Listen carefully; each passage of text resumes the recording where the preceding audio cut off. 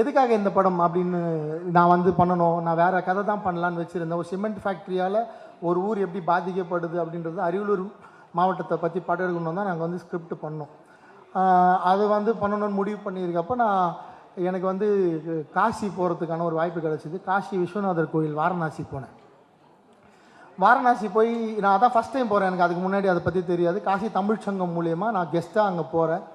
போய் எனக்கு வந்து நான் வந்து பெரிய சிவபக்தன், என்னை பார்க்குறவங்களுக்கு தெரியும். சாமி கும்பிட போயிட்டு சாமியெல்லாம் கும்பிட்டு கோவிலை சுற்றி வரப்போ கோயிலில் ஒரு நந்தி இருக்குது. அந்த நந்தி வந்து நந்தி மட்டும்தான் இருக்குது. நந்தியை ஃபேஸ் பண்ணுற இடம் கேட் போட்டு மூடி இருக்குது. அந்த நந்தி எதை ஃபேஸ் பண்ணியிருக்குன்னா அந்த பக்கம் வந்து நம்ம கூட வாழ்கிற இஸ்லாமிய மக்கள் வழிபடுற மசூதி, ஞானவாபி மசூதி. ஸோ எனக்கு வந்து மிகப்பெரிய ஷாக். உலகமே புனித ஸ்தலமாக நம்ம வீட்டில் யாராவது முன்னோர்கள் பெரியவர்கள் இறந்தாங்கன்னா நம்ம திதி கொடுக்கறதுக்கு போகிறோம். அவ்வளோ பெரிய காசி, அப்படி தான் கேள்விப்பட்டிருக்கேன். காசிக்கு இந்த வயசில் போகவே கூடாதுன்னா வீட்டில் மிரட்டுறாங்க. அந்த மாதிரியான இந்த மதத்துக்கு சொந்தமான அந்த மாதிரி ஒரு புனித ஸ்தலமில் நந்தி பார்க்குற டைரக்ஷனில் ஞானவாபி மசூதி இருக்குது. இது என்ன அரசியல், இது எப்படி, இது ரெண்டும் பக்கத்தில் இருக்குது, இவங்களும் எப்படி இவ்வளோ ஒத்துமையாக இருக்காங்க, இதுக்குள்ளே என்ன வரலாறு இருக்குன்னு கேட்குறப்ப தான் அங்கே அவுரங்கசீப் வந்து அந்த பீரியடில் எப்படி வந்து அந்த கோவிலோட இடத்துல வந்து ஒரு மசூதியை உருவாக்கினார்ன்ற வரலாறு வந்து படிக்க முடிஞ்சுது. அதை படிக்கிறப்ப நான் வந்து இது இங்கே தான் நடந்திருக்கு போல், நமக்கு அதெல்லாம் தெரியாதுன்னு சொல்லிவிட்டு அப்புறமேட்டா நான் வந்து அதை பற்றி கூகுள் பண்ணேன். அதை கூகுள் பண்ணுறப்ப அது வந்து தமிழ்நாட்டையும் கனெக்ட் ஆகுது. ஏன்னா நான் வந்து பத்மாவதி படம் பார்த்துருக்கேன். பத்மாவதி படம் பார்த்தப்போ அதில் வந்து அலாவுதீன் கில்ஜி மாலிக் கஃபூர் பற்றி படிச்சிருக்கேன். மாலிக் கஃபூர் பற்றி படித்தா மாலிக் கஃபூர் வந்து வட இந்தியாவில் மட்டும் பிரச்சனை பண்ணாமல் அவர் வந்து நம்ம சவுத் இந்தியாவிலையும் பிரச்சனை பண்ணியிருக்காரு. மதுரையில் வந்து படையெடுத்திருக்காரு. மதுரை கோவிலில் வந்து கொள்ளையடிச்சிட்டு போயிருக்காரு. அவர் வந்து அந்த மதுரை கோயிலை கொள்ளையடிக்க அவர் வந்து இங்கே வழிகாட்டுறதுக்கு யாரை வந்து பிணை கைதியாக வந்து கூப்பிட்டு போகிறாரு, யாரை வந்து வழிகாட்டியாக வந்து மிரட்டி இட்டு போகிறாருன்னா வல்லால மகாராஜா. கரெக்டு தானே? வீர வல்லால மகாராஜாவை அவர் வந்து வழிகாட்டியாக கூப்பிட்டு போகிறாரு.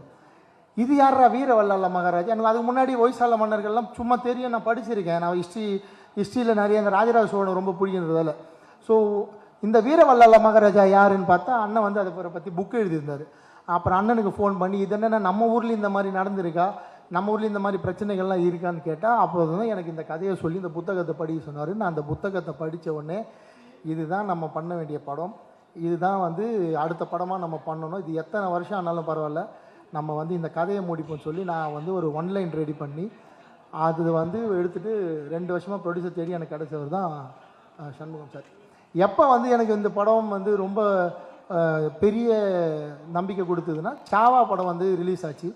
சாவா படம் பார்க்குறப்ப எனக்கு வந்து நாங்கள் ஷூட் போகிறதுக்கு முன்னாடியே சாவா ரிலீஸ் ஆகிடுச்சு. சாவா படம் விஷுவல்ஸ் எல்லாம் பார்த்தோன்னே எனக்கு வந்து ஒரு மிகப்பெரிய நம்பிக்கை வந்துருச்சு. இந்த படம் வந்து நிச்சயமாக தமிழ்நாட்டில் பெரிய அரசியலை பேசாது, எதிர்ப்பு அரசியல் வராது. ஏன்னா சாவா படத்துக்கு மியூசிக் டைரக்டர் யாருன்னு உங்கள் எல்லாருக்கும் தெரியும். ஸோ அப்படி ஒரு வரலாறை சொல்கிறப்ப அவங்க ரகுமான் சாரே அதில் ஒர்க் பண்ணுறாங்கன்றப்ப நம்ம தைரியமாக இந்த படம் பண்ணலாம். அந்த தைரியத்தோடு தான் நான் போய் ஜிப்ரான் சாரை போயிட்டு இந்த கதை சொன்னேன். ஸோ ஜிப்ரான் சார்கிட்ட நான் போய் இந்த கதை சொல்லி முடிக்கிறப்ப, ஏன்னா உங்களுக்கு அவர் ஜிப்ரான் சாரை பற்றி தெரிஞ்சிருக்கும். ஸோ நான் போய் ஜிப்ரான் சார்கிட்ட பிஜிஎம்காக தான் நான் வந்து ஜிப்ரான் சார்கிட்ட போகிறேன் இந்த கதைக்கு. அவர்கிட்ட நான் கதை சொல்லி முடித்த உடனே அவர் வந்து என்னை நீ இப்போ சொன்னால் அதே மாதிரி தான் பார்க்குறாரு. நீங்கள் இப்படி தான் சார் இருப்பீங்களா, நான் வந்து உங்களை வேறு மாதிரி கற்பனை பண்ணி வச்சுருந்தேன், பயங்கரமாக உங்களை பார்த்தாலே பயமாக இருக்குலாம் சொல்கிறாங்க, நீங்கள் இப்படி பேசுகிறீங்களே சார். என்ன சார், அதெல்லாம் மீடியாவும் எனக்கு கொடுத்த பிம்பம், இந்த உலகம் எனக்கு கொடுத்த பிம்பம் சார். நான் ராயபுரத்தில் வாழ்கிற ஒரு சாதாரண சாமானியன் சார். நான் இவ்வளோதான், மோகன் தான். நான் சினிமாவுக்கு வந்து நான் மோகன்ஜி. அது எனக்கு கொடுத்துருக்கிறது கம்ப்ளீட்டாக வேறு சார். ஏன்னா என் நண்பர்கள் நான் வாழ்கிற பகுதியில் வந்து என்னை பற்றி சுற்றி கேட்டிங்கன்னா நீங்கள் வேறு அந்த ஆள் இவர் இல்லைங்கன்னு சொல்லுவாங்க. ஸோ நீங்கள் கொடுத்துருக்கீங்களே எனக்கு ஒரு அடையாளம், எனக்கு ஒரு பிம்பம், அது நான் இல்லை. ஸோ நான் வந்து எனக்கு மக்களுக்கு தெரியாத ஒரு விஷயம், அது உண்மையான விஷயம், அது ஆத்தென்டிகேட்டட் இருக்குது, அதில் வரலாறு இருக்குது, அதில் என்கிட்ட ப்ரூஃப் இருக்குன்னா நான் தைரியமாக படம் பண்ண இறங்குவேன். எம்கோனே பாட்டு வந்து சார் 2 டியூன் அனுப்புனார். நான் இந்த டியூனை கன்ஃபார்ம் பண்ணிவிட்டேன். நான் தான் வந்து சிங்கர் சூஸ் பண்ணேன், நான் தான் லிரிக் ரைட்டரையும் சூஸ் பண்ணி எனக்கு அவ்வளோ ஃப்ரீடம் கொடுத்தாரு. அது ஏதோ தெரியாதனமாக ஒரு தப்பு பண்ணிவிட்டேன். அதை இப்போ சரியும் பண்ணி பத்மலதா மேடம் பாட வச்சிட்டேன். இப்போ பத்மலதா மேடம் வாய்ஸில் தான் இந்த படம் வந்து தியேட்டரில் சாங் வந்து வரப்போகுது. அவங்க தான் இப்போ உங்கள் முன்னாடி அறிமுகம் பண்ணி வச்சேன். நன்றி மேடம், பத்மலதா மேடம், ரொம்ப நன்றி.